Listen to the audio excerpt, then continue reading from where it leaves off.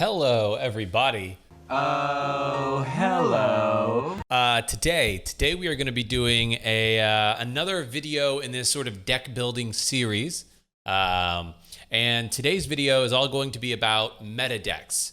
Meta decks sort of being whatever the most popular decks in a format are, the decks that sort of define a format, if you will. A format being whatever the set of cards are that are standard legal, usually.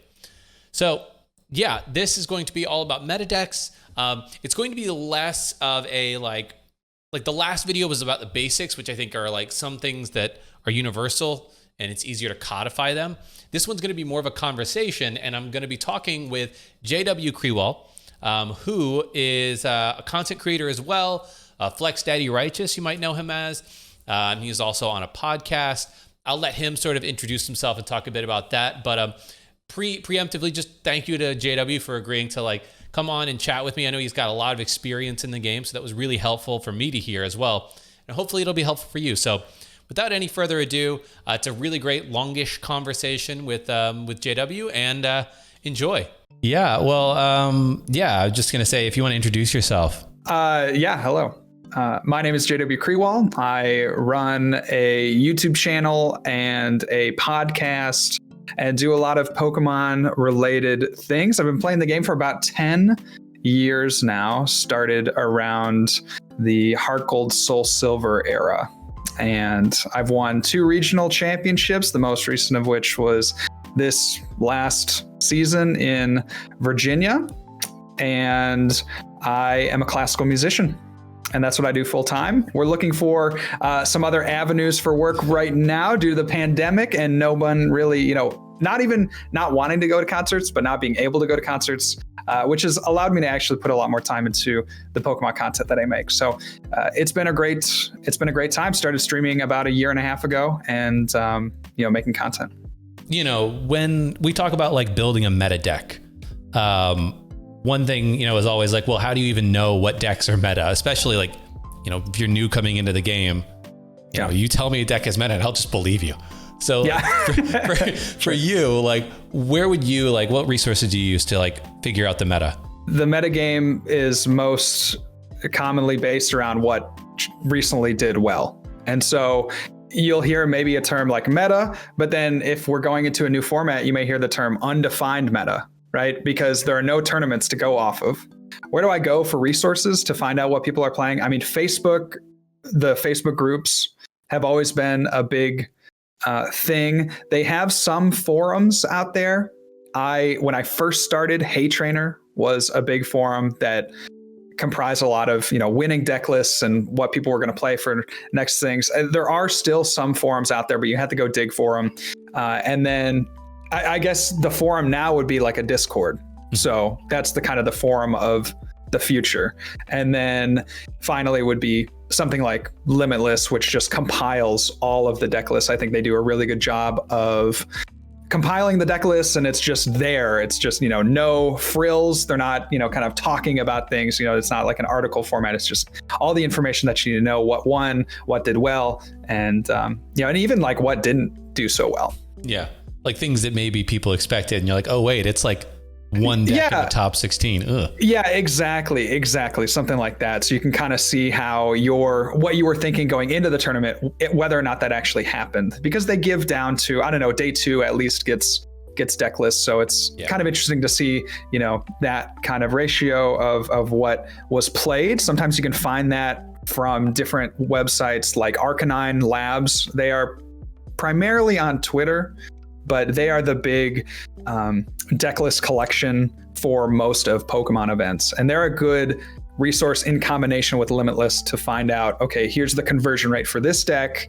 Here is the number that, made it into the top, 8 or top 16, or the number that made it into day 2 entirely. So those are good combinations of resources there. I also want to just shout out Tag Team podcast that sure. that you and Riley do. You do it on your Twitch, but it also comes out on like podcast platforms. But that kind of stuff too is good, because while I think Facebook and Limitless is sort of an unfiltered in many ways view of a meta, also I think listening to people who like live and breathe this stuff, it sometimes can be a bit of a shortcut to like, that top 3 or 5 decks that everybody's talking about. So sure. Yeah. And so the podcast takes what Limitless has and what Facebook has and just this kind of like raw data and really contextualizes it. So if you're looking for, if you see these numbers, but you don't know what to do to them, do with them, then go to a podcast, find a content creator, find multiple podcasts, find multiple content creators, and kind of base your opinion off that. And then I think we get to the term of like net decking. I don't think it's a term that people in Pokemon use much. Like I don't hear that term thrown around much. I think in like the Yu-Gi-Oh community and others, it's maybe a more popular term, but could you just sort of define like what people mean when they say net decking and how that concept fits into building a meta deck? So net decking is just ripping a deck that generally has performed well. I would say no one's really net decking the bad decks, but it's really, in my opinion, just taking a list kind of card for card. And so that to me would be net decking. You are on the internet, you're finding a deck, and you're taking that deck card for card. And so how it fits into the meta deck, you still like going back to the limitless idea, whereas like if somebody wins with a deck, you can be sure that people are trying to copy that list because it did well. Like it made it through X number of rounds and, it beat these many great players. And so it's really kind of proved its worth over the course of a tournament. Net decking is pretty important, I think, into kind of just because we have those resources, it's really important to define the meta, because when someone comes up with a new creation or a new twist on a classic deck, then you can be sure that people will adjust their own strategies to accommodate that new one.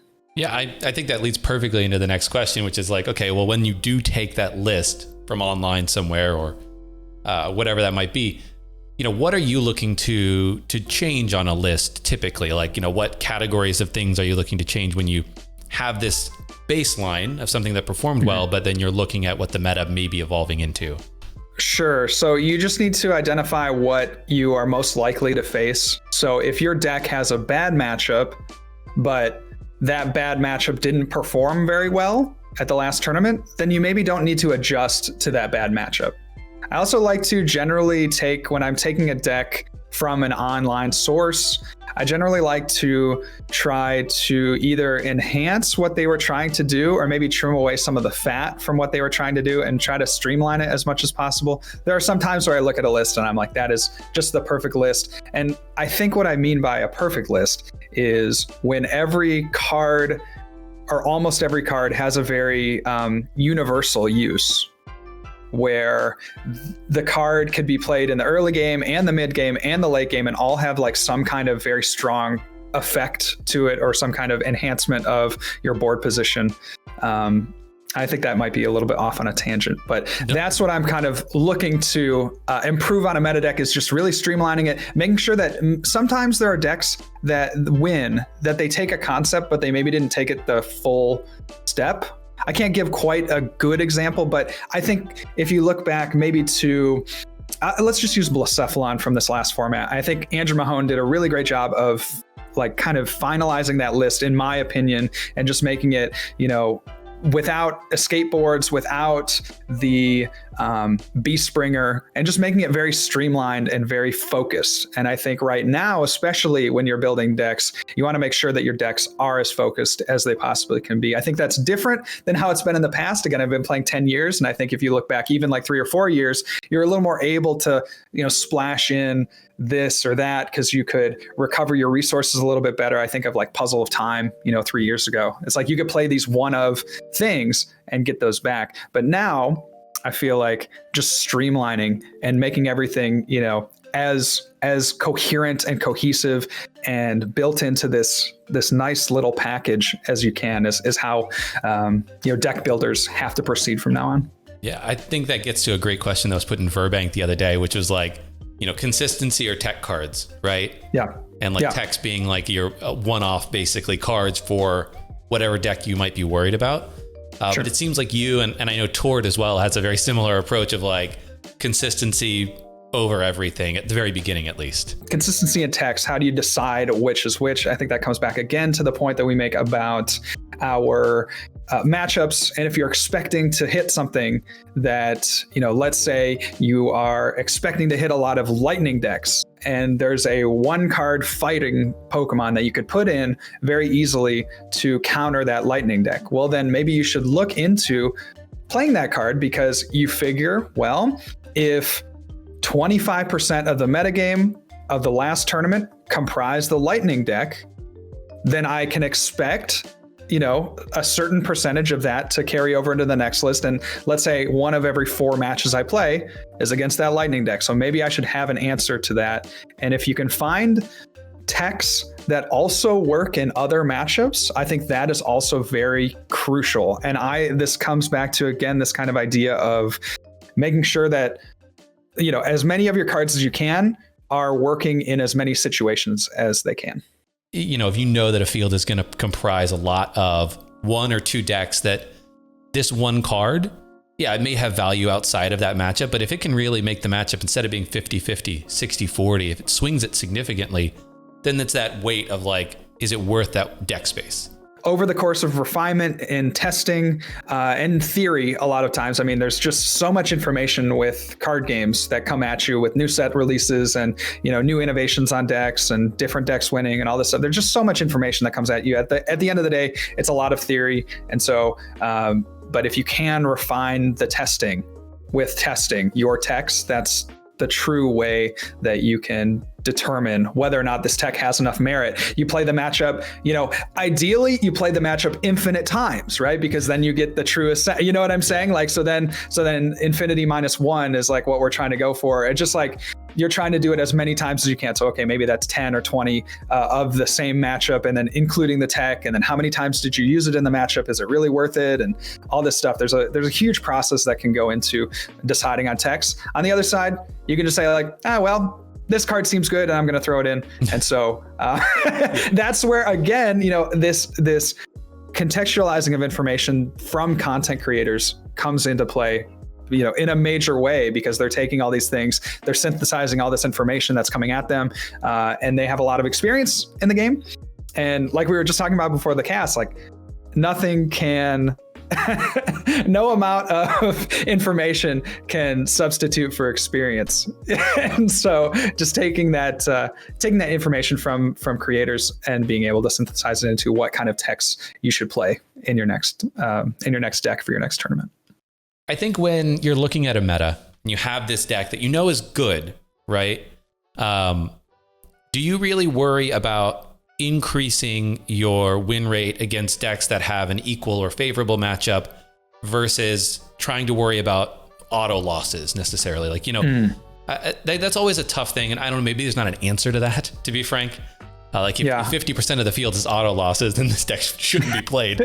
Sure. Yeah. So I guess the question you're asking is, should you try to solidify the good matchups or should you try to answer the bad matchups? And I think for me, and this has gotten me into trouble before, but I tend to want to try to bring up the bad matchups.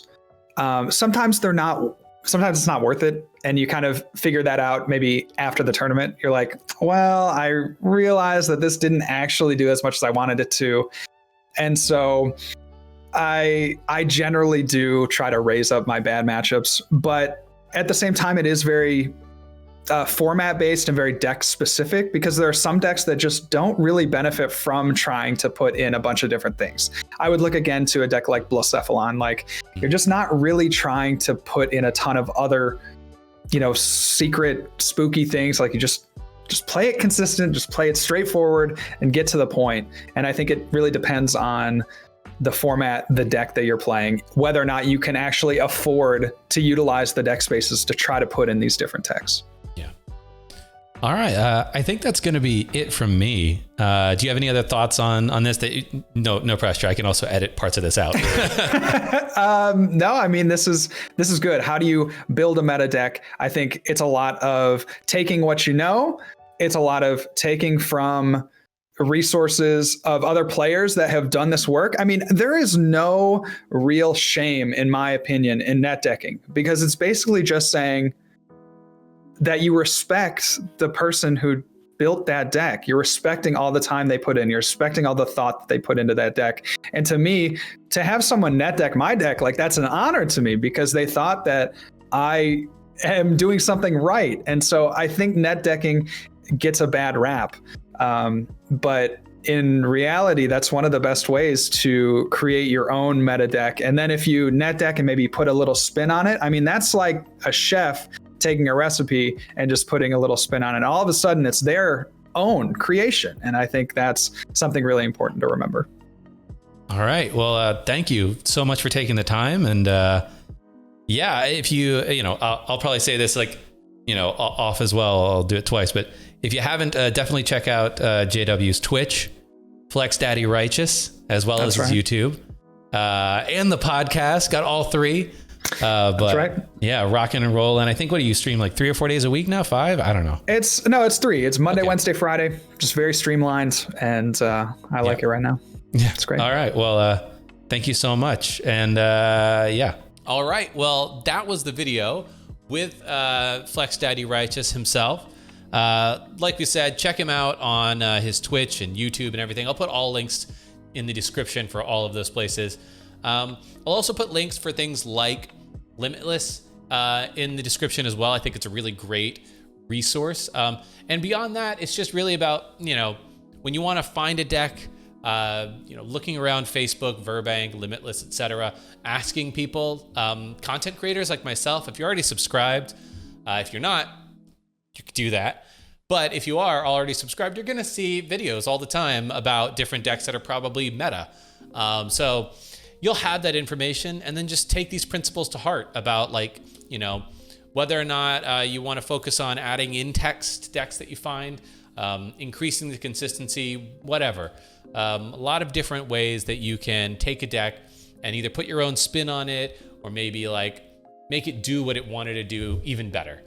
But yeah, that is going to do it for this video. Thank you all so much for watching. And yeah, I will catch you in a future video. Carpe awesome.